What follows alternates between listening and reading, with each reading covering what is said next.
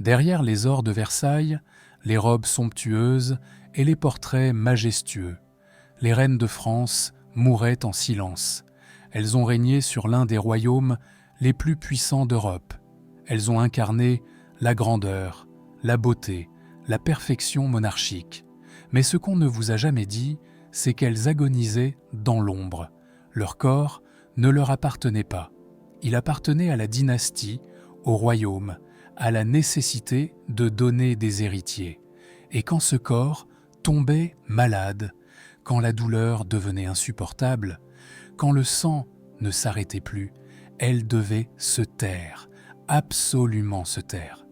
Parce qu'une reine malade, c'est une monarchie fragile. Une reine qui souffre, c'est un secret d'État. Aujourd'hui, grâce à des archives oubliées, des lettres intimes et des rapports médicaux longtemps censurés, nous allons révéler ce que l'histoire a toujours caché. La vérité sur ces femmes qui ont sacrifié leur chair pour la couronne. Et croyez-moi, cette vérité va vous bouleverser. Avant de commencer, dites-moi en commentaire d'où vous regardez cette vidéo. Et si vous voulez découvrir les vérités cachées de l'histoire de France que personne n'ose raconter, abonnez-vous. Parce qu'ici, on ne vous raconte pas l'histoire des manuels scolaires. On vous raconte la vraie. Maintenant, entrons dans l'histoire. Versailles, août 1783. Le crépuscule descend sur les jardins du château. La lumière dorée caresse les fontaines, les bosquets parfaitement taillés, les allées de marbre où déambulent les courtisans dans leurs tenues somptueuses. Tout respire la perfection, la grandeur, l'éternité de la monarchie française. Mais derrière les fenêtres dorées du palais, dans les appartements privés de la reine, l'atmosphère est tout autre. Les rideaux sont tirés, l'air sent le camphre, les herbes médicinales, quelque chose de lourd et d'oppressant. Un silence règne, troublé seulement par des gémissements étouffés. Marie-Antoinette est allongée sur son lit d'apparat. Elle a 38 ans, mais son visage porte les marques d'une fatigue qui semble venir du fond de l'âme. La douleur creuse ses traits. Près d'elle, le docteur Lassonne, son médecin personnel, consulte fébrilement ses notes, impuissant. Depuis des mois, la reine souffre, des saignements abondants, irréguliers, qui épuisent son corps déjà fragilisé. Les traitements se succèdent, saignées, cataplasmes, onguents à base de plantes rares. Rien n'y fait. La douleur persiste, s'aggrave même. Mais voici le terrible secret. Personne à la cour ne doit savoir. Personne ne doit même soupçonner que la reine est malade. Car une reine malade, c'est une monarchie fragile.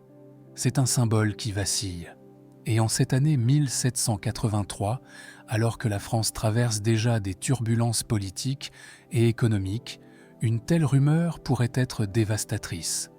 Alors Marie-Antoinette serre les dents, elle cache sa souffrance. Elle continue d'apparaître aux cérémonies, de sourire aux courtisans, d'incarner cette perfection royale que tout le monde attend d'elle. Mais la nuit, dans le silence de ses appartements, elle agonise.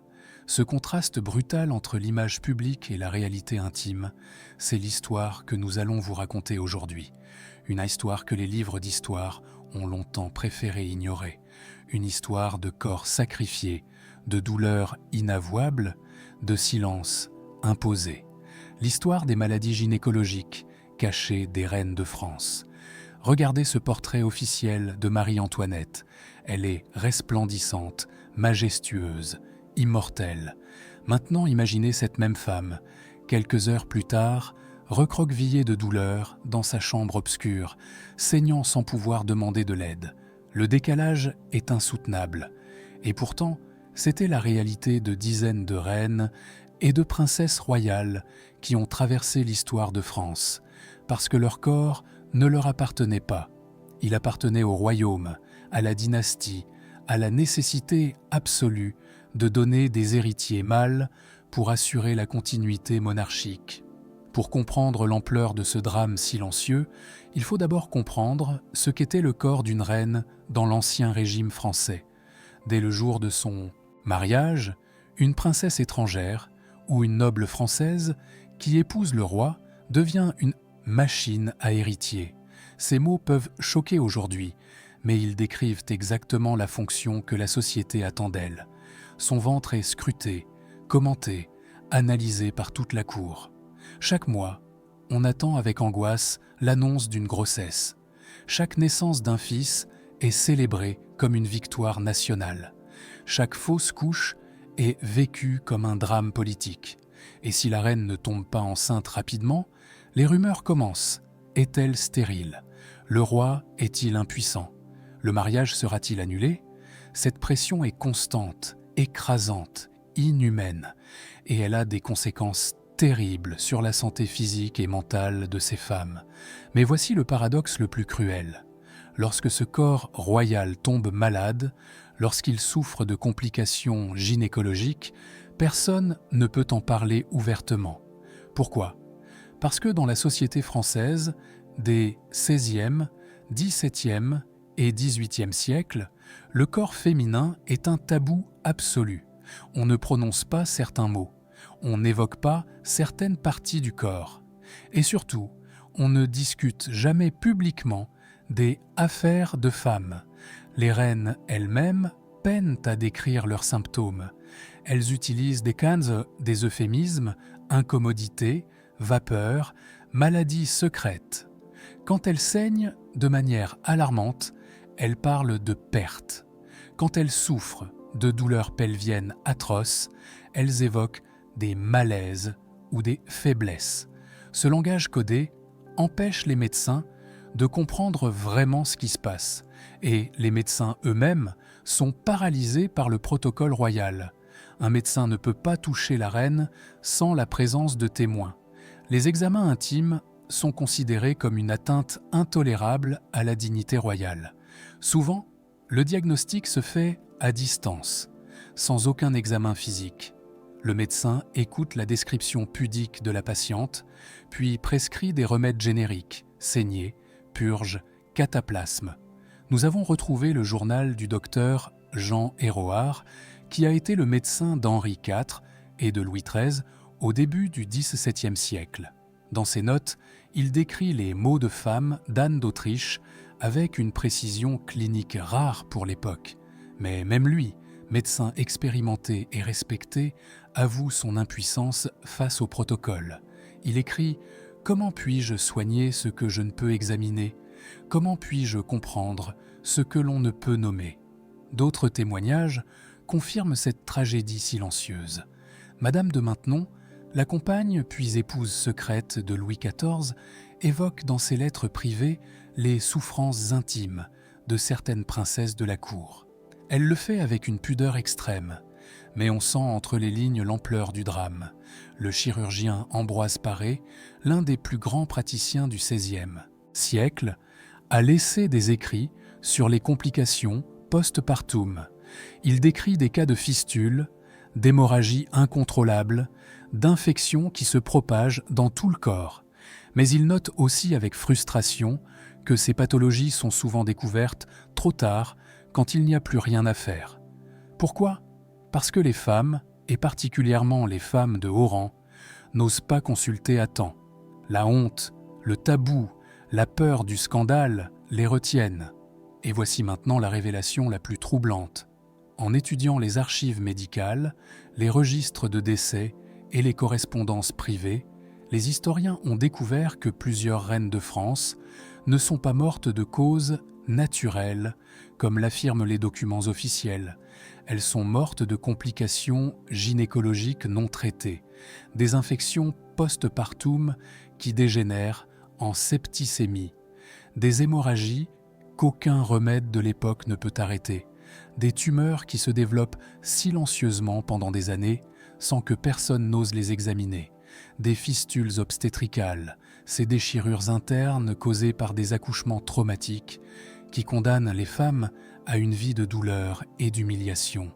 Ces pathologies étaient inavouables, alors on les dissimulait sous d'autres diagnostics plus acceptables: fièvre maligne, hydropisie, langueur, épuisement. Les familles royales préféraient mentir plutôt que d'admettre que la reine était morte d'une maladie de femme. Mais aujourd'hui, grâce au travail minutieux d'historiens médicaux, nous pouvons enfin lever le voile sur cette réalité cachée. Nous pouvons redonner à ces femmes la vérité de leur souffrance et nous pouvons comprendre à quel prix elles ont payé leur statut de reine. Parmi toutes ces femmes sacrifiées, il y en a une dont l'histoire résume à elle seule ce drame silencieux, Anne d'Autriche. Elle arrive en France en 1614. Elle a 14 ans. Belle, pieuse, digne, elle incarne toutes les qualités que l'on attend d'une future reine. Elle épouse Louis XIII dans une cérémonie somptueuse qui scelle l'alliance entre la France et l'Espagne. Tout le royaume se réjouit. L'avenir semble radieux. Mais très vite, le rêve se transforme en cauchemar. Anne doit donner un héritier au royaume. C'est son devoir absolu, sa raison d'être. Seulement voilà, les années passent et rien ne se passe. Pas de grossesse, pas d'enfant. Le couple royal devient la cible de toutes les rumeurs, de tous les soupçons. Et puis, il y a les fausses couches. La première survient en 1619. Anne a 20 ans. Elle est enceinte depuis quelques mois quand, brutalement, elle perd l'enfant. C'est un choc terrible. Mais la cour lui dit de ne pas s'inquiéter. Cela arrive. La prochaine fois sera la bonne. Sauf qu'il y a une deuxième fausse couche, puis une troisième, puis d'autres encore. Les ETCT, historiens ont recensé au moins 4 fausses couches documentées, mais il y en a probablement eu davantage. Chaque fois, c'est le même cycle. L'espoir, l'angoisse, puis la déception et la douleur. Anne commence à souffrir de douleurs pelviennes chroniques. Ses règles deviennent irrégulières, parfois absentes pendant des mois, puis soudainement abondantes et douloureuses. Les médecins de la cour sont perplexes. Ils ne comprennent pas ce qui se passe. Alors, ils appliquent les traitements standards de l'époque. Et ces traitements sont une torture. Imaginez la scène. Anne d'Autriche, jeune femme de 25 ans, est allongée dans sa chambre. Autour d'elle, plusieurs médecins de la cour, vêtus de noir, l'air grave. Ils ont décidé qu'elle souffre d'un excès de sang qui empêche la conception. Le remède ? La saignée. On lui ouvre une veine au bras. Le sang coule dans une bassine.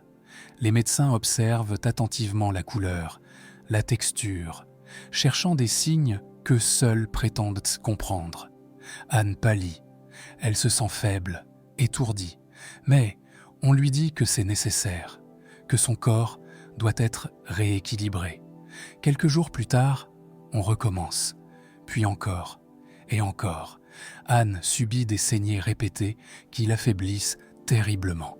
Son corps, déjà fragilisé par les fausses couches, n'a pas le temps de récupérer.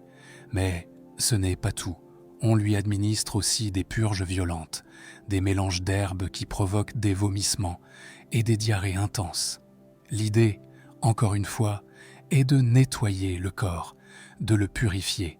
En réalité, ces purges la déshydratent, la vident de ses forces. On applique également sur son ventre des cataplasmes brûlants, des mélanges de plantes, de graisse animale, parfois même de plomb ou de mercure, chauffés et posés directement sur sa peau. La chaleur est censée réchauffer la matrice et favoriser la conception. Anne hurle de douleur, mais on lui dit de supporter. C'est pour son bien, c'est pour le royaume. Et puis il y a les examens humiliants, dégradants, insupportables. Anne doit subir des inspections internes pour prouver qu'elle est capable de concevoir. Mais ces examens ne se font pas dans l'intimité. Non. Selon le protocole royal, des témoins doivent être présents, des dames de la cour, parfois même des courtisans. Pourquoi ? Pour attester de la validité de l'examen, pour éviter toute fraude ou toute rumeur. Imaginez l'humiliation, imaginez la honte. Cette jeune femme, reine de France, réduite à un objet que l'on inspecte, que l'on commente, que l'on juge. Son intimité n'existe plus. Son corps est devenu un territoire public. Les années passent. Anne a maintenant 30 ans, puis 35. Toujours pas d'enfant. Les rumeurs se font de plus en plus cruelles. Certains à la cour insinuent qu'elle est stérile, qu'elle devrait être répudiée. D'autres accusent Louis XIII d'impuissance, ce qui met le roi dans une rage froide. Le mariage royal est devenu un enfer privé, un cauchemar que personne ne peut fuir. Anne, désespérée, accepte de tout essayer. Elle se rend aux eaux thermales de Spa, en Belgique actuelle. On lui a dit que ces eaux miraculeuses guérissent les maladies de femmes. Elle y passe des semaines, plongeant son corps épuisé dans des bains sulfureux, priant pour un miracle. Rien ne se passe. Elle essaie ensuite les eaux de Barèges dans les Pyrénées. Même espoir, même déception. Les prières se multiplient. Anne passe des heures à genoux dans sa chapelle privée, implorant la Vierge Marie de lui accorder la grâce d'une grossesse. Elle fait des pèlerinages. Elle distribue d'immenses aumônes. Elle promet de construire des églises si Dieu exauce sa prière. Et puis, contre toute attente, en 1638, alors qu'Anne a déjà 37 ans, un âge considéré comme très avancé pour une première grossesse à l'époque, le miracle se produit. Elle est enceinte. La nouvelle se répand comme une traînée de poudre. Toute la France exulte. Après 23 ans de mariage, après 23 ans d'attente, d'humiliation, de souffrance, la reine va enfin donner un héritier au royaume. Mais regardez attentivement les archives médicales de cette période. Les notes du docteur Bouvard, médecin d'Anne, révèlent des détails inquiétants. La grossesse est difficile. Anne souffre de saignements intermittents. Elle a des fièvres récurrentes. Son corps, épuisé par 2 décennies de traitements médicaux violents, peine à porter cet enfant. Le 5 septembre 1638, après un accouchement long et douloureux, Anne donne naissance à un fils, Louis, le futur Louis XIV. La France entière célèbre. C'est le Dieu donné, l'enfant donné par Dieu. Le royaume a enfin son héritier.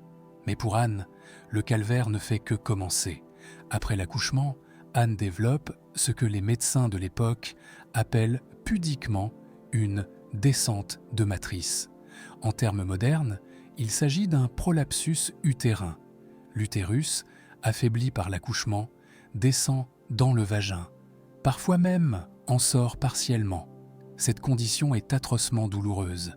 Elle provoque une sensation de pesanteur constante, des douleurs lombaires, des difficultés à marcher. Anne ne peut plus se tenir debout longtemps. Chaque mouvement lui arrache des grimaces de douleur. Mais bien sûr, elle ne peut rien dire. Elle ne peut rien montrer. Elle est la reine. Elle doit incarner la force, la majesté, la perfection. Les médecins tentent de traiter le prolapsus avec des pessères, des objets insérés dans le vagin pour maintenir l'utérus en place. Ces dispositifs, souvent fabriqués en bois, en cire ou en liège, sont extrêmement inconfortables. Ils provoquent des irritations, des infections, des douleurs supplémentaires. Mais Anne n'a pas le choix. Elle doit les porter en permanence. 2 ans plus tard, en 1640, Anne tombe à nouveau enceinte. Son corps n'a pas récupéré de la première grossesse, mais la pression dynastique est immense. Le royaume a besoin d'un second fils en cas de malheur. Anne donne naissance à Philippe, futur duc d'Orléans. Cet accouchement aggrave encore son état de santé. Les archives sont formelles. Après 1640, Anne d'Autriche ne retrouvera jamais la santé. Elle passe le reste de sa vie avec des douleurs pelviennes chroniques, des infections récurrentes et ce prolapsus qui ne guérit jamais complètement. Mais il y a pire encore. Des lettres privées d'Anne à sa confidente espagnole, la duchesse de Chevreuse, ont été retrouvées dans les archives royales espagnoles au XXe siècle. Dans ces lettres, Anne évoque pudiquement mais clairement des écoulements constants et une plaie qui ne guérit jamais. Les historiens médicaux qui ont analysé ces descriptions pensent aujourd'hui qu'Anne souffrait d'une fistule vésico-vaginale, une déchirure entre la vessie et le vagin, causée par un accouchement traumatique. Cette pathologie est l'une des plus dévastatrices qui puissent toucher une femme. Elle provoque une incontinence urinaire permanente. L'urine s'écoule en continu, sans contrôle possible. L'odeur est insupportable. L'humiliation totale. Imaginez Anne d'Autriche, reine de France, régente du royaume pendant la minorité de Louis XIV, femme de pouvoir et d'autorité, obligée de vivre avec cette condition. Elle doit changer constamment de linge. Elle se parfume excessivement pour masquer les odeurs. Elle évite autant que possible les longues cérémonies publiques. Mais elle ne peut rien dire. Elle ne peut demander aucune aide réelle. Parce que reconnaître cette maladie serait reconnaître une défaillance corporelle inadmissible pour une reine. Et malgré tout cela, elle règne. Elle gouverne la France comme régente de 1643 à 1661. Elle fait face aux révoltes de la Fronde. Elle négocie avec Mazarin. Elle assure la transition vers le règne absolu de son fils. Elle incarne la dignité royale, avec une force qui force l'admiration. Mais chaque jour, chaque heure, elle souffre dans sa chair. Chaque apparition publique lui coûte un effort surhumain. Et personne, absolument personne, ne connaît l'ampleur de son sacrifice. Anne d'Autriche meurt en 1666, à 65 ans, d'un cancer du sein. Mais son corps était déjà brisé depuis des décennies. Les complications de ses grossesses, les traitements médicaux violents, la fistule non soignée, tout cela avait détruit sa santé bien avant que le cancer ne la frappe. Dans les portraits officiels, on voit une reine majestueuse, puissante, éternelle. Mais derrière ces portraits se cachait une femme qui a payé de sa chair le prix de la monarchie absolue. Et Anne d'Autriche n'était pas seule, loin de là. Marie-Thérèse d'Autriche, épouse de Louis XIV, a vécu un calvaire similaire. Entre 1660 et 1673, elle donne naissance à 6 enfants, 6 grossesses en 13 ans. Son corps n'a jamais le temps de récupérer. À peine remise d'un accouchement, elle est de nouveau enceinte. Les médecins de la cour notent dans leur rapport « La reine s'affaiblit de jour en jour ». Mais personne ne peut rien faire.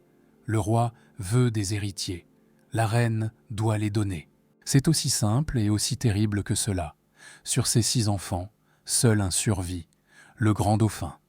Les 5 autres meurent en bas âge. Chaque mort est un traumatisme pour Marie-Thérèse. Mais elle ne peut pas vraiment faire son deuil. Déjà, on lui demande de retomber enceinte. Après chaque accouchement, Marie-Thérèse souffre de saignements prolongés. Les hémorragies post-partum sont si fréquentes qu'elles deviennent presque normales aux yeux des médecins. On lui applique des cataplasmes, on la saigne, on lui donne des décoctions d'herbes, rien n'y fait vraiment. Elle développe également des infections récurrentes. Les fièvres puerpérales, ces infections post-partum qui tuaient des milliers de femmes à l'époque, la frappent après presque chaque naissance. Son corps est en guerre permanente contre lui-même. Et puis, il y a l'humiliation conjugale. Louis XIV, le roi Soleil, multiplie les maîtresses. Mademoiselle de la Vallière, Madame de Montespan, Mademoiselle de Fontanges. Marie-Thérèse est trahie publiquement, quotidiennement. Son mari préfère passer ses nuits ailleurs. Elle reste seule, isolée, avec sa douleur physique et sa souffrance morale. Les lettres de Marie-Thérèse, à sa tante en Espagne, ont été conservées. Elles sont déchirantes. Dans l'une d'elles, datée de 1669, elle écrit « Mon corps me fait souffrir, mais c'est mon cœur qui saigne le plus. Je ne sais plus si je suis une épouse ou simplement un ventre que l'on utilise. » Ces mots résument toute la tragédie de sa condition. Marie-Thérèse n'est pas seulement malade physiquement, elle est brisée émotionnellement, et personne à la cour ne semble s'en soucier. Tant qu'elle fait son devoir, tant qu'elle tente de donner des héritiers, le reste importe peu. Les archives médicales révèlent un détail particulièrement troublant. Après son 4e accouchement, en 1667, Marie-Thérèse développe ce que les médecins décrivent comme une plaie interne qui refuse de guérir. Les descriptions sont pudiques, mais les historiens médicaux modernes pensent qu'il s'agissait d'une fistule rectale, une déchirure entre le rectum et le vagin, causée par un accouchement traumatique. Cette pathologie est encore plus humiliante qu'une fistule vésicale. Les matières fécales s'échappe de manière incontrôlée. L'odeur est insupportable. Les infections sont constantes. Et il n'existe aucun traitement efficace à l'époque. Marie-Thérèse vit avec cette condition pendant des années. Elle se parfume massivement. Elle change constamment de linge. Elle évite autant que possible les longues cérémonies. Mais elle ne peut rien dire. Elle ne peut demander aucune compassion. Parce qu'une reine ne se plaint pas. Une reine endure. Et Louis XIV, son mari, le sait-il? Probablement. Mais il ne fait rien. Il continue de délaisser son épouse pour ses maîtresses. Il continue d'exiger d'elle qu'elle paraisse en public, qu'elle incarne la majesté royale, qu'elle joue son rôle. Le 30 juillet 1683, Marie-Thérèse meurt brutalement. Elle a 44 ans. La version officielle parle d'un abcès au bras qui aurait dégénéré. Mais les témoignages médicaux racontent une autre histoire. Le médecin Fagon, qui l'a soignée jusqu'au bout, note dans son journal privé « La reine présentait depuis plusieurs jours des signes de fièvre intense. Son corps était brûlant. Elle délirait. Nous avons tout tenté, mais l'infection était déjà généralisée. Une septicémie, une infection du sang qui se propage dans tout l'organisme. Mais d'où venait cette infection? Les historiens médicaux ont une réponse.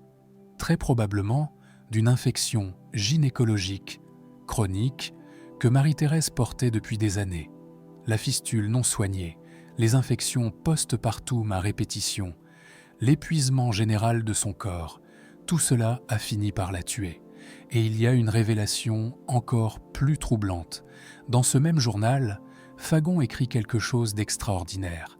La reine présentait depuis longtemps des symptômes que je n'osais examiner de trop près. Des saignements irréguliers, des douleurs au bas-ventre qu'elle cachait stoïquement, un gonflement que j'avais remarqué, mais que le protocole m'interdisait d'explorer. Que décrit Fagon? Probablement une tumeur, un cancer de l'utérus ou des ovaires, mais il n'a jamais osé proposer un examen approfondi. Le protocole l'interdisait, et Marie-Thérèse elle-même, par pudeur ou par résignation, n'a jamais insisté. Elle est morte, hélas elle est morte, sans que personne ne connaisse vraiment l'étendue de ses souffrances. Elle est morte en silence, comme on attend qu'une reine meure, dignement, discrètement, sans déranger l'ordre monarchique. Louis XIV a prononcé une phrase terrible en apprenant sa mort. C'est le premier chagrin qu'elle m'ait causé. Pas un mot sur ses 23 ans de mariage, pas un mot sur les 6 enfants qu'elle lui a donnés, pas un mot sur les souffrances qu'elle a endurées pour la dynastie, juste cette phrase froide, détachée, qui résume à elle seule le mépris dans lequel le roi tenait son épouse. Mais comprenez bien une chose, Louis XIV n'était pas particulièrement cruel comparé aux autres rois de son époque. Il était simplement le produit d'un système, un système qui faisait des femmes royales des instruments politiques, des ventres à héritiers, des corps sacrifiables, et ce système était soutenu par une médecine à la fois ignorante et paralysée par le protocole.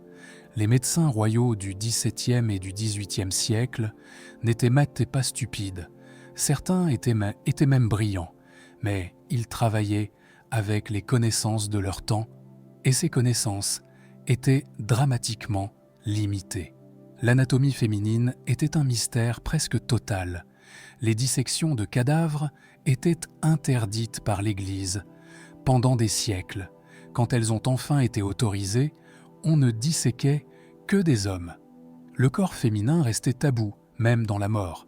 Résultat, les médecins ne comprenaient absolument rien au fonctionnement de l'appareil reproducteur féminin. Ils pensaient que l'utérus se déplaçait dans le corps, provoquant des maladies. Ils croyaient que les femmes avaient du sperme froid qui devait se mélanger au sperme chaud de l'homme pour créer un enfant. Ils imaginaient que les règles servaient à évacuer des humeurs mauvaises accumulées dans le corps. Toute la médecine de l'époque reposait sur la théorie des humeurs, héritée d'Hippocrate et de Galien. Selon cette théorie, le corps contient 4 humeurs, le sang, la bile jaune, la bile noire et le flegme. La santé dépend de l'équilibre entre ses humeurs. La maladie vient d'un déséquilibre. Donc, quand une reine souffre de saignements gynécologiques abondants, que font les médecins? Ils diagnostiquent un excès de sang et prescrivent des saignées. Autrement dit, ils affaiblissent encore plus une femme déjà anémiée. C'est non seulement inutile, mais carrément dangereux. Quand une reine a de la fièvre après un accouchement, signe évident d'une infection, que font les médecins? Ils prescrivent des purges pour évacuer les mauvaises humeurs.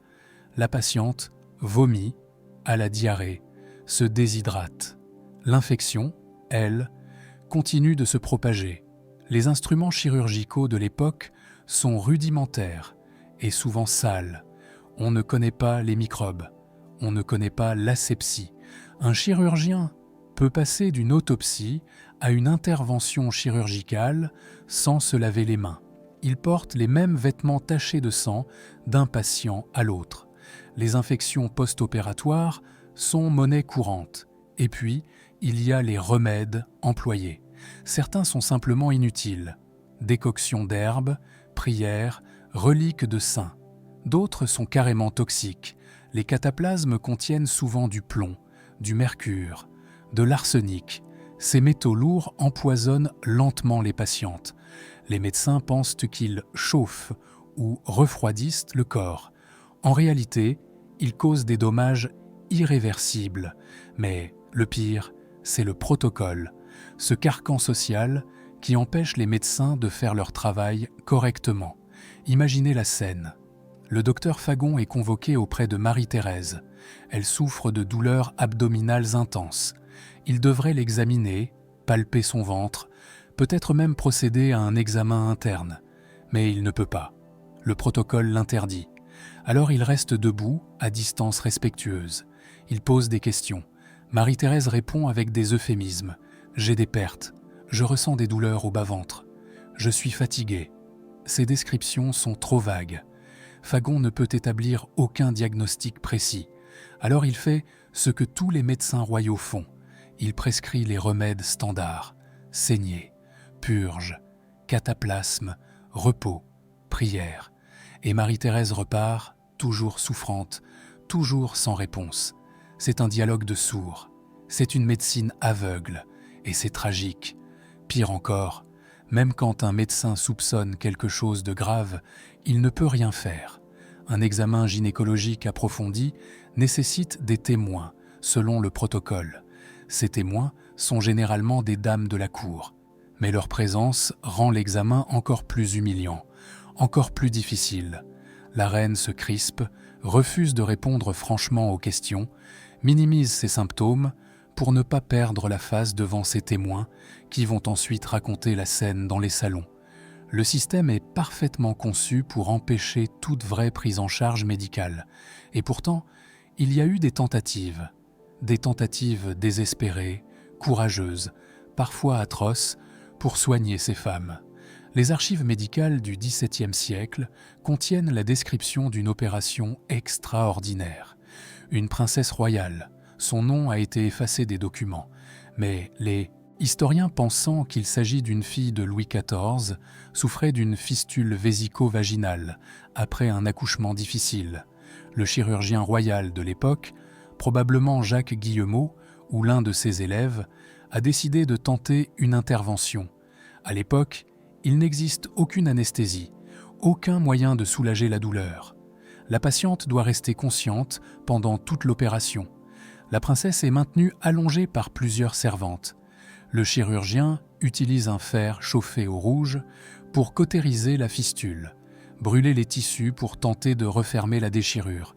L'opération dure plusieurs heures.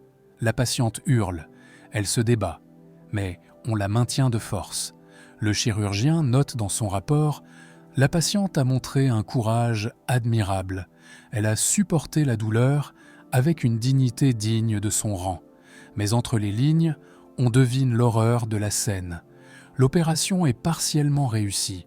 La fistule est réduite, mais pas complètement refermée. La princesse garde des séquelles toute sa vie, mais au moins, elle a survécu. Et dans le contexte médical de l'époque, c'est déjà un miracle. Cette histoire révèle quelque chose d'important. Quand la volonté politique et médicale existait, quand on décidait vraiment de soigner une femme royale, des tentatives courageuses étaient possibles. Le problème, c'est que cette volonté était rare. La plupart du temps, on préférait cacher, minimiser, laisser mourir dans le silence. Mais voici un paradoxe troublant, presque révoltant. Les maîtresses royales, ces femmes officiellement déshonorées, jouissaient parfois d'une liberté corporelle plus grande que les reines légitimes. Pourquoi ?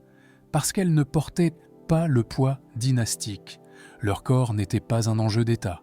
Si elles tombaient malades, si elles souffraient, elles pouvaient être soignées avec moins de contraintes protocolaires.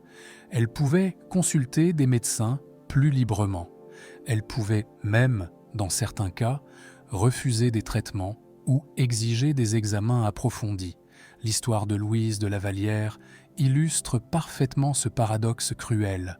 Louise devient la maîtresse de Louis XIV en 1661. Elle a 17 ans. Le roi est fou amoureux d'elle. Elle lui donne 4 enfants entre 1661 et 1667. Seulement 2 survivront, Marie-Anne et Louis, comte de Vermandois. Comme Marie-Thérèse, Louise enchaîne les grossesses. Comme Marie-Thérèse, son corps s'épuise. Comme Marie-Thérèse, elle développe des complications post-partum. Mais contrairement à la reine, Louise peut en parler. Après son 4e accouchement, Louise développe une fistule vésico-vaginale. Les symptômes sont terribles. Incontinence urinaire permanente, odeur constante, infection récurrente. Pour une maîtresse royale dont la fonction première est de plaire au roi, c'est une catastrophe. Mais Louise a un avantage sur Marie-Thérèse. Elle n'est pas prisonnière du protocole royal. Elle peut consulter des médecins en privé. Elle peut décrire ses symptômes sans euphémisme. Elle peut même exiger des traitements que le protocole interdirait à une reine. Et c'est ce qu'elle fait. Louise consulte un chirurgien réputé, probablement François Morisseau, spécialiste des maladies de femmes. Morisseau examine Louise sans témoin, sans protocole paralysant. Il pose un diagnostic précis et il propose une solution radicale, une opération chirurgicale pour tenter de réparer la fistule. L'opération a lieu en 1668. Comme pour la princesse anonyme dont nous avons parlé, il n'y a aucune anesthésie. Louise doit endurer la douleur consciente, mais elle accepte, parce qu'elle n'a pas le choix, parce que cette fistule détruit sa vie. L'opération est partiellement réussie. La fistule est réduite, mais pas complètement éliminée. Louise garde des séquelles, mais sa condition s'améliore suffisamment pour qu'elle puisse continuer sa vie à la cour. Pourtant, quelque chose s'est brisé en elle. Quelques mois après l'opération, Louise décide de quitter Versailles. Elle abandonne sa position de maîtresse royale, refuse les pensions généreuses que Louis XIV lui offre et se retire au Carmel, un couvent parisien particulièrement austère. Elle y passe les 36 dernières années de sa vie dans la prière, la pénitence et le silence. Elle meurt en 1710 à 65 ans, ayant consacré plus de la moitié de son existence à expier ce qu'elle considère comme ses péchés. Pourquoi cette retraite brutale ? Les historiens débattent encore. Certains parlent d'une conversion religieuse sincère. D'autres évoquent la jalousie qu'elle éprouvait face à Madame de Montespan, la nouvelle maîtresse du roi. Mais il y a une autre explication, plus sombre, plus intime, le traumatisme de cette opération, la honte liée à sa maladie, l'humiliation d'un corps devenu incontrôlable.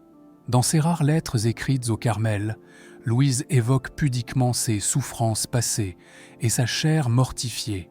Elle parle de son corps comme d'un ennemi qu'elle doit punir, discipliner, soumettre. C'est le langage d'une femme profondément traumatisée. Et voici l'ironie la plus cruelle. Louise, la maîtresse déshonorée, a pu être soignée. Elle a eu accès à des soins que Marie-Thérèse, la reine légitime, n'a jamais reçus. Pourquoi ? Parce que le corps de Louise n'était pas sacré, parce qu'elle n'incarnait pas la monarchie, parce qu'elle n'était, aux yeux de la cour, qu'une femme ordinaire. Le système était tellement pervers qu'il protégeait mieux les corps impurs que les corps sacrés. Les maîtresses royales pouvaient consulter des médecins compétents. Les reines, elles, devaient subir des charlatans paralysés par le protocole. Mais de toutes les reines de France qui ont souffert en silence, il y en a une dont l'histoire résonne encore aujourd'hui avec une intensité particulière. Marie-Antoinette. Son calvaire commence bien avant la Révolution, bien avant la guillotine. Il commence le jour de son mariage, en 1770. Marie-Antoinette a 15 ans. Elle vient d'Autriche, fille de la puissante impératrice Marie-Thérèse. Son mariage avec le dauphin Louis, futur Louis XVI, doit sceller l'alliance franco-autrichienne. C'est un mariage politique, stratégique, crucial pour l'équilibre européen. La cérémonie est somptueuse. Toute l'Europe observe. Marie-Antoinette est belle, gracieuse, charmante. Louis, lui, est timide, maladroit, renfermé. Mais peu importe, ils sont mariés. L'alliance est scellée. Maintenant, on attend des enfants. Sauf que les enfants ne viennent pas. Pas la première année, pas la deuxième, pas la troisième. Le temps passe et toujours rien. Pourquoi ? Parce que le mariage n'est pas consommé. Louis et Marie-Antoinette ne parviennent pas à avoir de rapports sexuels complets pendant 7 longues années. Les raisons de cette situation sont complexes et longtemps restées mystérieuses. Les historiens ont proposé diverses explications. Impuissance psychologique de Louis, frigidité de Marie-Antoinette, incompatibilité physique. Mais les recherches modernes, basées sur des lettres privées et des rapports médicaux confidentiels, ont révélé la véritable cause. Louis XVI souffrait probablement d'un phimosis. Le phimosis est une malformation du prépuce qui rend les rapports sexuels douloureux, voire impossibles. C'est une condition médicale bénigne, mais handicapante, et surtout facilement corrigible par une petite intervention chirurgicale. Mais Louis refuse pendant des années de se faire opérer. Pourquoi ? Par peur, par honte, par pudeur. Peut-être aussi parce que avouer ce problème reviendrait à admettre une faiblesse inacceptable pour un roi de France. Résultat, Marie-Antoinette paye le prix de cette obstination. Pendant 7 ans, elle est humiliée publiquement. Les pamphlets circulent dans toute l'Europe. On la surnomme la Vierge de Versailles. On l'accuse de stérilité, de frigidité, d'incapacité à remplir son devoir royal. On raconte qu'elle préfère les fêtes aux obligations conjugales. On insinue qu'elle a des amants secrets. On dit tout et n'importe quoi. Et le pire, ce sont les lettres de sa mère, l'impératrice Marie-Thérèse d'Autriche. Lettre après lettre, mois après mois, année après année, Marie-Thérèse harcèle littéralement sa fille. Quand aurez-vous un enfant ? Pourquoi n'êtes-vous pas encore enceinte ? Que faites-vous de mal ? Ces lettres ont été conservées. Elles sont terribles. Elles révèlent une pression psychologique constante, écrasante. Marie-Thérèse, elle-même ancienne machine à héritier, qui a donné 16 enfants à l'Empire d'Autriche, ne comprend pas pourquoi sa fille échoue dans cette mission, pourtant si simple à ses yeux. Marie-Antoinette répond avec une dignité admirable, mais une détresse palpable. Elle écrit « Je fais tout ce qui est en mon pouvoir. Je prie, j'espère, je me soumets à la volonté de Dieu et de mon époux, mais je ne peux forcer ce qui ne dépend pas de moi. » Entre les lignes, on devine son impuissance. Elle ne peut pas dire la vérité, que le problème vient de Louis. Ce serait une trahison conjugale inacceptable. Alors elle endure seule l'humiliation, la honte, le poids des accusations. Cette situation a des conséquences catastrophiques sur sa santé mentale et physique. Marie-Antoinette développe des insomnies chroniques. Elle souffre de migraines terribles. Ses règles deviennent irrégulières, signe évident du stress énorme qu'elle subit. Elle maigrit, elle perd l'appétit. Les médecins parlent de pétouélé de vapeur et de nervosité, mais c'est en réalité une dépression sévère. Et puis enfin, en 1777, le miracle se produit. Louis XVI accepte de subir une petite intervention chirurgicale. Les détails exacts restent des flous. Le secret médical royal était absolu. Mais il s'agissait probablement d'une circoncision partielle ou d'une simple incision du prépuce. L'opération est un succès. Quelques semaines plus tard, le mariage peut enfin être consommé. Et, en décembre 1778, Marie-Antoinette donne naissance à son premier enfant, Marie-Thérèse Charlotte, surnommée Madame Royale. La France exulte. Enfin, la dauphine, devenue reine en 1774, a donné un enfant. Certes, c'est une fille, et non l'héritier mâle tant attendu, mais c'est déjà une victoire immense. 3 ans plus tard, en octobre 1781, Marie-Antoinette donne naissance au dauphin Louis-Joseph. C'est l'apothéose. Le royaume a son héritier. Marie-Antoinette a enfin rempli son devoir dynastique. Elle devrait pouvoir souffler, mais elle ne le peut pas, parce que ses grossesses, ses accouchements ont laissé des traces profondes sur son corps, des traces que les archives médicales révèlent aujourd'hui dans toute leur brutalité.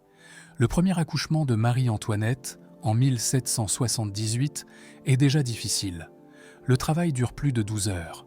La reine souffre terriblement, et selon le protocole royal, elle doit accoucher en public. Des dizaines de courtisans s'entassent dans sa chambre pour témoigner de la naissance. L'air est irrespirable, la chaleur est étouffante. À un moment, Marie-Antoinette perd connaissance. On croit qu'elle va mourir. Louis XVI, paniqué, ordonne d'ouvrir les fenêtres et de faire sortir la foule. On sauve la reine de justesse, mais l'épreuve l'a profondément marquée. Après l'accouchement, Marie-Antoinette souffre d'hémorragies importantes. Les saignements durent plusieurs semaines. Les médecins prescrivent des saignées. Encore une fois, cette pratique absurde qui affaiblit encore plus une femme déjà anémiée. Marie-Antoinette met des mois à récupérer. Le deuxième accouchement, en 1781, est encore pire.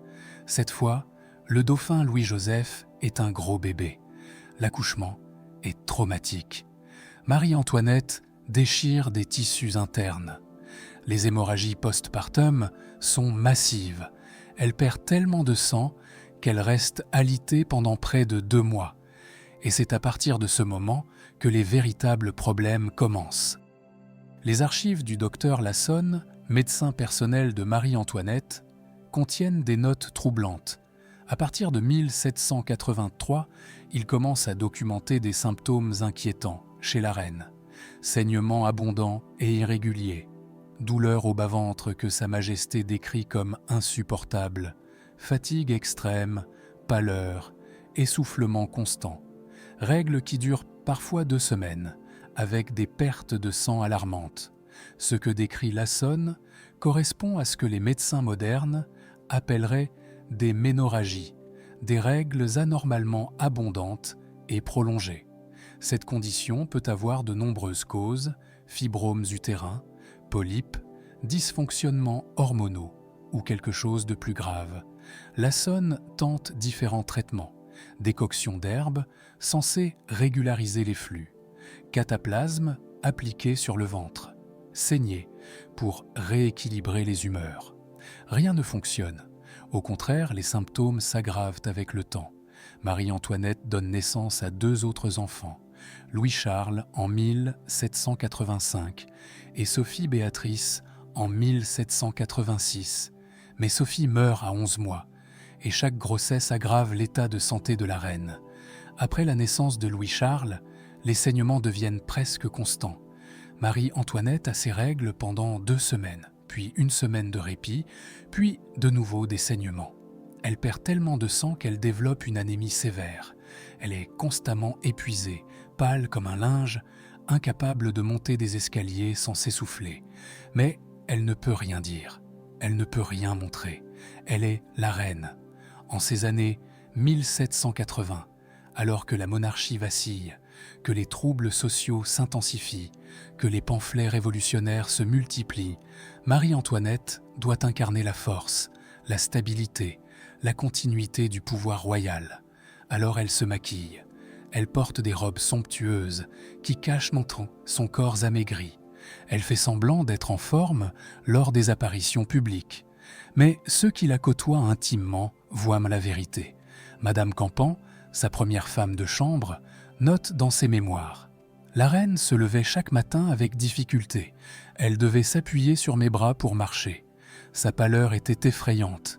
Mais dès qu'elle entrait dans les salons officiels, elle se redressait, souriait, jouait son rôle de souveraine.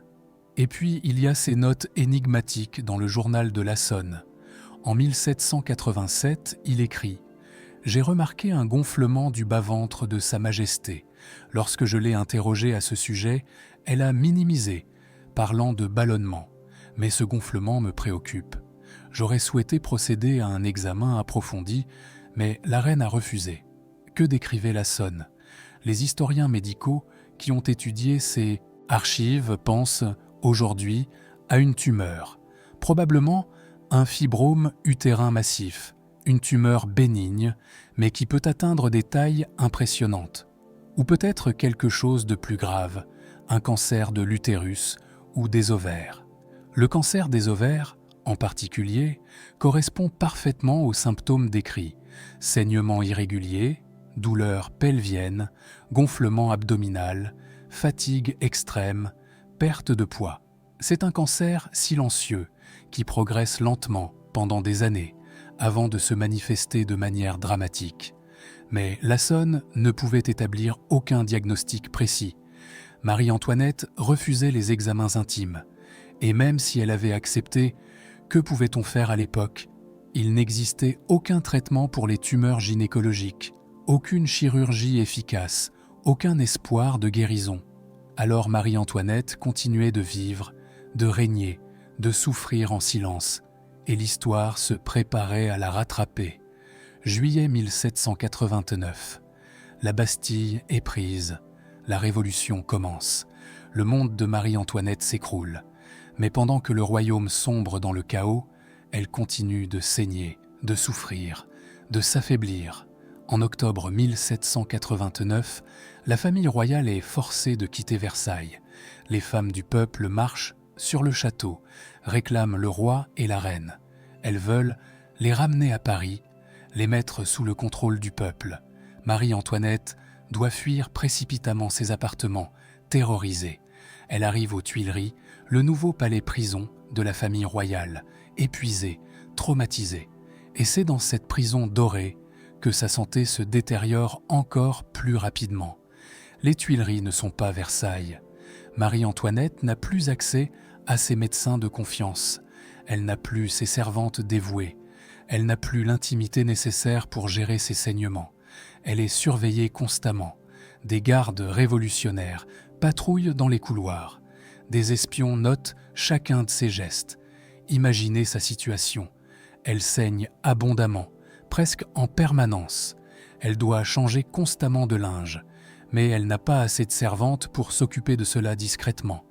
Parfois, elle doit laver elle-même ses linges tachés de sang, en cachette, la nuit, pour que personne ne sache. C'est une humiliation insupportable pour une femme qui était, quelques années plus tôt, la souveraine absolue de la France. Les témoignages de cette période sont rares, mais ceux qui existent sont accablants.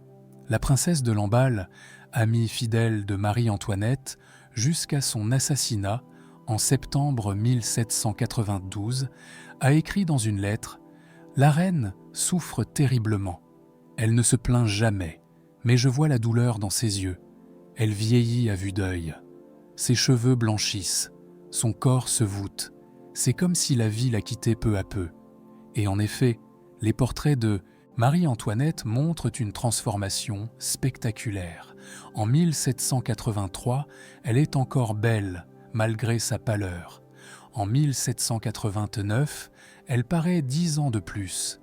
En 1793, juste avant son exécution, elle ressemble à une vieille femme. Elle a 37 ans, mais on lui en donnerait 60. Que s'est-il passé? La terreur, bien sûr.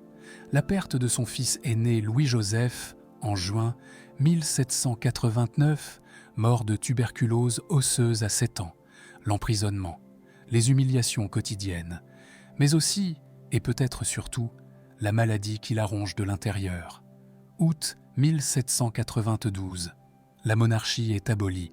La famille royale est transférée à la prison du Temple, une forteresse médiévale sinistre au cœur de Paris. Les conditions de détention se durcissent encore. Marie-Antoinette partage une cellule avec ses 2 enfants survivants, Marie-Thérèse et Louis-Charles, et sa belle-sœur, Madame Élisabeth. L'intimité est inexistante. Un garde révolutionnaire est présent en permanence, même la nuit, et c'est dans ces conditions que Marie-Antoinette doit gérer ses saignements gynécologiques. Rosalie Lamorlière, une jeune servante assignée à la famille royale au Temple, a laissé des mémoires publiées au XIXe siècle. Elle décrit des scènes déchirantes. La reine saignait abondamment. Elle n'avait presque pas de linge propre pour se changer. Je devais laver ses affaires en cachette, la nuit, dans l'eau froide. Mais les taches ne partaient jamais complètement. La reine en était terriblement gênée. Elle me disait « Rosalie, pardonnez-moi de vous imposer cette corvée indigne. » Et moi, je pleurais intérieurement, voyant cette femme qui avait été la souveraine de France, réduite à une telle misère. Marie-Antoinette a ses règles de manière anarchique. Parfois, les saignements durent 3 semaines, puis ils s'arrêtent pendant quelques jours, puis ils reprennent, encore plus abondants. Elle perd tellement de sang qu'elle doit souvent rester allongée, incapable de se lever. Les douleurs sont atroces. Madame Élisabeth note dans son journal « Ma belle-sœur serre les dents pour ne pas gémir. La nuit, je l'entends pleurer doucement. Elle ne veut pas inquiéter les enfants, mais je sais qu'elle souffre terriblement. » En janvier 1793, Louis XVI est guillotiné. Marie-Antoinette devient la veuve Capet aux yeux des révolutionnaires.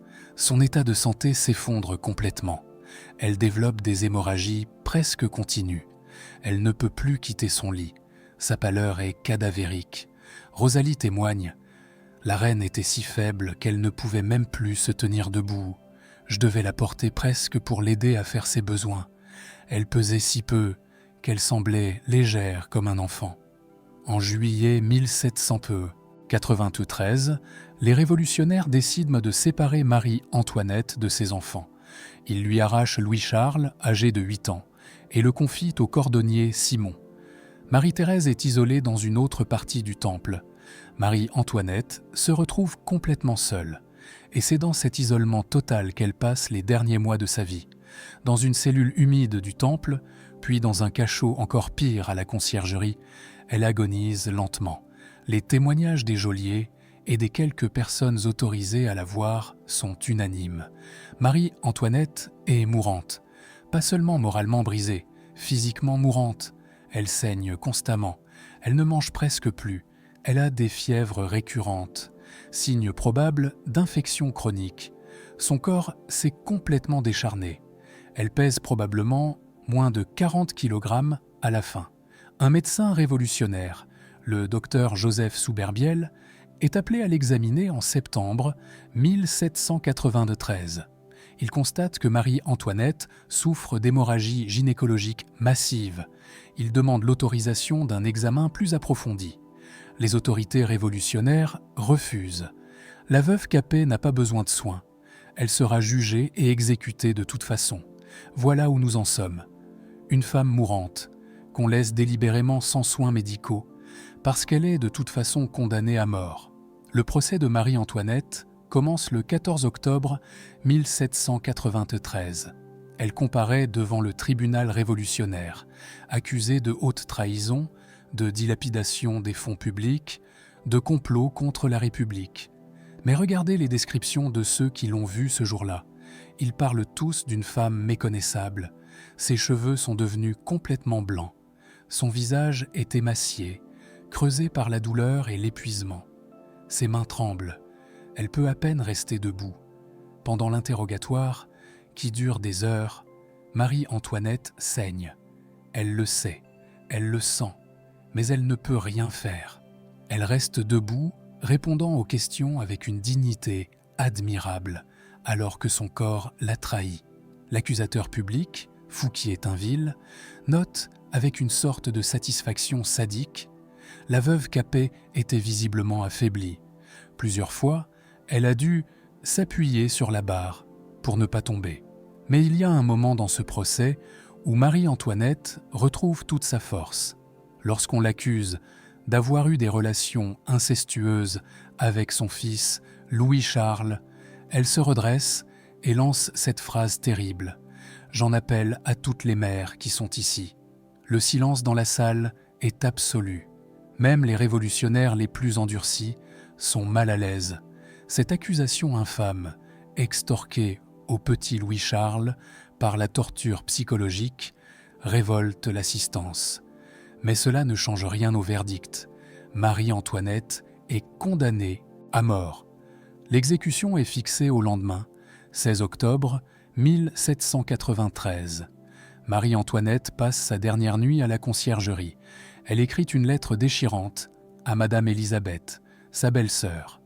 Dans cette lettre, elle parle de ses enfants, de son mari mort, de ses regrets. Mais pas un mot sur sa souffrance physique. Même au seuil de la mort, elle garde le silence sur ses douleurs intimes. Le lendemain matin, elle doit s'habiller pour l'exécution. Rosalie Lamorlière, présente ce jour-là, rapporte une scène atroce. Marie-Antoinette saigne abondamment. Elle doit mettre des linges épais sous sa robe blanche pour absorber le sang. Mais les linges ne suffisent pas. Des taches rouges commencent à transparaître. Marie-Antoinette regarde Rosalie avec des yeux épuisés et murmure: « Peu importe maintenant. Dans quelques heures, tout sera terminé. » On lui coupe les cheveux. On lui lie les mains dans le dos. On la fait monter dans une charrette ordinaire, pas même le carrosse fermé accordé à Louis XVI. Elle doit traverser Paris sous les insultes de la foule, assise sur une planche, exposée au regard de tous. Le trajet dure plus d'1 heure. Marie-Antoinette reste droite, impassible, malgré la douleur qui la tenaille. Des témoins rapportent qu'elle garde les yeux fermés la plupart du temps, comme pour se couper du monde extérieur. Mais quand elle les ouvre, son regard est calme, presque serein. À 12h15, la charrette arrive place de la Révolution, l'actuelle place de la Concorde. Marie-Antoinette descend avec difficulté. Elle marche vers l'échafaud d'un pas lent, mais ferme. Elle monte les marches. Elle se tient debout face à la foule, face à la guillotine qui va la tuer. Dans ces derniers instants, elle marche accidentellement sur le pied du bourreau Samson. Elle murmure: « Pardon, monsieur, je ne l'ai pas fait exprès. » Même dans ces dernières secondes, elle garde sa dignité, sa politesse, son humanité. Puis, la lame tombe. Marie-Antoinette d'Autriche, reine de France, meurt à 37 ans. Mais voici la vérité que l'histoire a longtemps cachée. Marie-Antoinette était déjà en train de mourir. Son corps était ravagé par des années de saignements incontrôlés, probablement causés par un cancer gynécologique ou une tumeur massive. Elle aurait peut-être survécu quelques mois de plus, peut-être 1 an, mais pas beaucoup plus. Une autopsie rapide est effectuée après l'exécution. Le rapport, rédigé à la hâte par un médecin révolutionnaire, mentionne une pâleur extrême du cadavre et un corps épuisé, mais il ne donne aucun détail sur l'état de ses organes internes. Pourquoi ? Parce que les révolutionnaires ne voulaient pas qu'on sache, parce que admettre que Marie-Antoinette était gravement malade aurait diminué leur victoire symbolique. Ils voulaient avoir guillotiné une reine puissante, une ennemie redoutable, pas une femme mourante, mais nous, aujourd'hui, nous savons la vérité. Marie-Antoinette n'est pas morte uniquement sur l'échafaud. Elle est morte lentement, douloureusement, dans le silence imposé par le protocole royal, puis par la cruauté révolutionnaire. Elle est morte comme tant d'autres reines avant elle, sacrifiée sur l'autel de la dynastie, victime d'un système qui faisait de son corps un territoire politique. Marie-Antoinette n'était pas seule dans ce martyre silencieux. Tant d'autres femmes royales ont vécu le même calvaire, parfois pire encore. Catherine de Médicis, 14 grossesses entre 1533 et 1556, 10 enfants qui survivent, mais au prix d'un corps complètement détruit. Catherine développe probablement un prolapsus utérin sévère dans ses dernières années. Elle marche difficilement, souffre de douleurs pelviennes constantes. Elle meurt à 69 ans, mais son corps est celui d'une vieillarde de 90 ans, usée, épuisée, brisée par 2 décennies de maternité répétée. Anne de Bretagne, 13 grossesses. 13. Seulement 2 filles survivent, Claude de France et Renée de France. Toutes les autres grossesses se terminent par des fausses couches ou des morts néonatales. Les historiens médicaux pensent aujourd'hui qu'Anne souffrait soit d'une incompatibilité rhésus avec ses 2 maris successifs, Charles VIII et Louis XII, soit d'une malformation utérine qui empêchait les grossesses d'aller à terme. Elle meurt à 36 ans, épuisée par 2 décennies de grossesse impossible. Son corps n'en pouvait plus. Marie Leszczyńska, épouse de Louis XV, elle donne naissance à 10 enfants en 10 ans. 10 grossesses consécutives entre 1727 et 1737. Son corps ne récupère jamais. Elle développe des prolapsus multiples, utérins, vésicales, rectales. Elle passe les 40 dernières années de sa vie dans la douleur chronique. Et Louis XV, dégoûté par son corps vieilli prématurément, l'abandonne pour une succession de maîtresses. Marie vit ses dernières décennies dans l'isolement, la prière et la souffrance. Elle meurt en 1768 à 65 ans, mais elle était déjà morte à l'intérieur depuis des années. Et puis, il y a toutes les autres, les princesses du sang dont les noms ont été oubliés, les filles de Louis XV, de Louis XVI, qui sont mortes jeunes de fièvre ou de hydropisie, probablement des cancers gynécologiques, des infections, des complications obstétricales non diagnostiquées. Une statistique glaçante émerge quand on étudie les archives. Sur les 50 dernières reines et princesses royales de France, entre 1500 et 1793, au moins un tiers sont mortes avant 50 ans de causes directement ou indirectement liées à la reproduction. C'est énorme, c'est révélateur, c'est inacceptable. Ces femmes ont payé de leur vie le prix de la monarchie absolue. Leur corps était un champ de bataille. Chaque grossesse, une guerre. Chaque fausse couche, une défaite silencieuse. Et le silence imposé était l'arme la plus cruelle de toutes. Mais aujourd'hui, enfin, ces femmes peuvent parler. Pas directement, bien sûr. Elles sont mortes depuis longtemps. Mais à travers les archives qu'elles ont laissées, à travers les lettres qu'elles ont écrites, à travers les témoignages de ceux qui les ont connues, nous pouvons reconstituer leur histoire. Nous pouvons leur redonner une voix. Au XIXe siècle, après la chute de la monarchie, certains médecins ont commencé à parler plus librement. Le docteur Vicq d'Azyr, qui avait soigné plusieurs princesses royales sous l'Ancien Régime, a publié en 1810 des mémoires où il décrit sans phare les souffrances gynécologiques de ses patientes. Il parle de fistules non soignées, d'hémorragies mortelles, de tumeurs ignorées. C'était la première fois qu'un médecin royal brisait le silence. Le chirurgien Antoine Louis a laissé un journal technique détaillé sur les fistules obstétricales et leur traitement, souvent infructueux. Il décrit les opérations qu'il a tentées, les échecs qu'il a subis, l'impuissance qu'il ressentait face à ces pathologies dévastatrices. Et puis, il y a les lettres privées. Madame Élisabeth, sœur de Louis XVI, a évoqué dans sa correspondance les maux de femme de Marie-Antoinette, avec une pudeur extrême, mais une compassion évidente. Elle écrit à une amie en 1791 « Ma belle-sœur souffre terriblement dans son corps, mais elle ne veut inquiéter personne. C'est admirable et déchirant à la fois. » Depuis les années 1990, des historiens médicaux ont entrepris un travail remarquable de réexamen des archives. Ils ont identifié au moins 12 cas probables de fistules obstétricales chez des reines et princesses françaises. 6 cas de cancer gynécologique suspectés. des dizaines de morts en couches, officiellement cachées, attribuées à d'autres causes plus acceptables. Une historienne française contemporaine, spécialisée dans l'histoire des femmes, a écrit cette phrase terrible : « Le corps des reines de France était un champ de bataille. Chaque grossesse, une guerre, chaque fausse couche, une défaite cachée, et le silence imposé était l'arme la plus cruelle de toutes. » Et voici l'ironie la plus révoltante de toute cette histoire. Pendant que les reines mouraient en silence à Versailles, les femmes du peuple, bien que privées de médecins de qualité, jouissaient d'une liberté corporelle infiniment plus grande.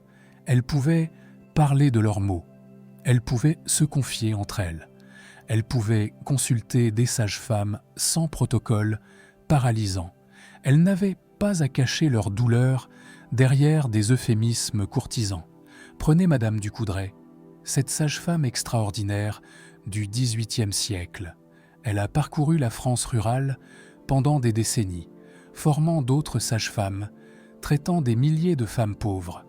Son approche était simple: pragmatisme, empathie, absence totale de tabou. Elle parlait franchement du corps, des grossesses, des complications. Elle n'avait pas peur des mots. Elle n'avait pas honte de la réalité physique. Et savez-vous quoi ? Dans les campagnes françaises, les fistules obstétricales étaient parfois traitées avec succès par des guérisseuses locales. Leur méthode était empirique, souvent douloureuse, mais elle fonctionnait parfois, parce que ces femmes osaient examiner, toucher, soigner sans le carcan du protocole. Pendant ce temps, à Versailles, les reines de France mouraient de pathologies qu'on refusait même de nommer. Le système était si pervers qu'il protégeait mieux les corps ordinaires que les corps sacrés. Les paysannes pouvaient être soignées. Les reines, elles, devaient souffrir dans une dignité mortelle. Alors, que nous apprend cette histoire terrible ? Elle nous apprend que la grandeur apparente cache souvent une souffrance invisible, que les portraits majestueux mentent, que derrière les ors et les cérémonies se cachaient des femmes qui souffraient terriblement. Elle nous apprend que le silence imposé est une violence, que refuser à quelqu'un le droit de nommer sa douleur, c'est lui infliger une double peine, que la dignité forcée n'est pas de la dignité, c'est de la cruauté. Elle nous apprend que ces femmes ont fait preuve d'un courage extraordinaire. Anne d'Autriche, Marie-Thérèse, Marie-Antoinette. Elles ont continué à régner, à gouverner, à incarner la monarchie, alors même que leur corps les trahissait. Elles ont supporté des douleurs que nous pouvons à peine imaginer, et elles l'ont fait en silence, parce que c'était ce qu'on attendait d'elles. Mais cette histoire résonne aussi avec notre époque. Aujourd'hui encore, les souffrances gynécologiques sont sous-diagnostiquées, minimisées, tabouisées. Les femmes mettent en moyenne 7 ans pour obtenir un diagnostic d'endométriose. Les fistules obstétricales tuent encore des milliers de femmes dans les pays pauvres. Le silence imposé aux reines de France résonne avec le silence imposé à tant de femmes aujourd'hui. Nous avons progressé, bien sûr. Nous avons l'anesthésie, la chirurgie moderne, les antibiotiques, mais le tabou persiste. La tendance à minimiser la douleur féminine persiste. Le réflexe de dire « c'est normal, c'est dans votre tête » persiste. Les reines de France nous rappellent qu'il faut briser ce silence, qu'il faut nommer la douleur, qu'il faut prendre au sérieux les souffrances féminines, qu'il faut respecter la dignité des corps, tous les corps, qu'ils portent ou non une couronne. Retournons une dernière fois à Versailles. Les touristes défilent dans les appartements de Marie-Antoinette. Ils admirent les dorures, les meubles précieux, les tableaux magnifiques. Ils prennent des photos, ils s'émerveillent. Mais personne ne sait que dans cette chambre somptueuse, une reine agonisait en silence, que derrière ce portrait majestueux se cachait une femme qui saignait sans pouvoir demander de l'aide, que sous ses robes de soie se dissimulait un corps brisé par les grossesses, les infections, peut-être un cancer. Les reines de France nous ont laissé des palais magnifiques, des portraits immortels, des légendes dorées. Mais elles nous ont aussi laissé un témoignage plus intime, plus troublant, celui de femmes qui ont dû sacrifier leur corps, leur santé, parfois leur vie, pour la grandeur d'une dynastie. Leurs cancers, leurs fistules, leurs hémorragies, tout cela était caché, inavouable, effacé des chroniques officielles. Mais aujourd'hui, grâce aux archives retrouvées, nous pouvons enfin honorer leur mémoire dans sa totalité, non seulement comme reines, mais comme femmes, comme êtres humains qui ont enduré, dans une dignité admirable, des souffrances que nous commençons à peine à comprendre. Leur héritage n'est pas seulement politique, il est profondément humain, et il résonne encore aujourd'hui, dans chaque femme qui lutte pour que sa douleur soit prise au sérieux, pour que son corps soit respecté, pour que sa voix soit entendue. Derrière les ors de Versailles, il y avait des femmes, et ces femmes méritent qu'on se souvienne d'elles, non pas seulement dans leur gloire, mais aussi dans leur souffrance, car c'est dans cette souffrance qu'elles ont été le plus humaines, le plus courageuses, le plus dignes de notre respect. Le soleil se couche sur Versailles, les fontaines se taisent, le silence revient. Mais ce n'est plus le silence de la honte, c'est le silence du souvenir, le silence du respect, le silence de la vérité enfin révélée. Marie-Antoinette a écrit dans une de ses dernières lettres « Il y a des douleurs que l'on ne peut partager, des souffrances que l'on doit porter seul, mais je voudrais que l'on se souvienne que derrière la couronne, il y avait une femme, et que cette femme a souffert, comme tant d'autres, dans le silence imposé par la nécessité. Aujourd'hui, nous nous souvenons, nous brisons le silence, et nous rendons à ces femmes la dignité qu'elles n'ont jamais perdue, même dans leurs heures les plus sombres.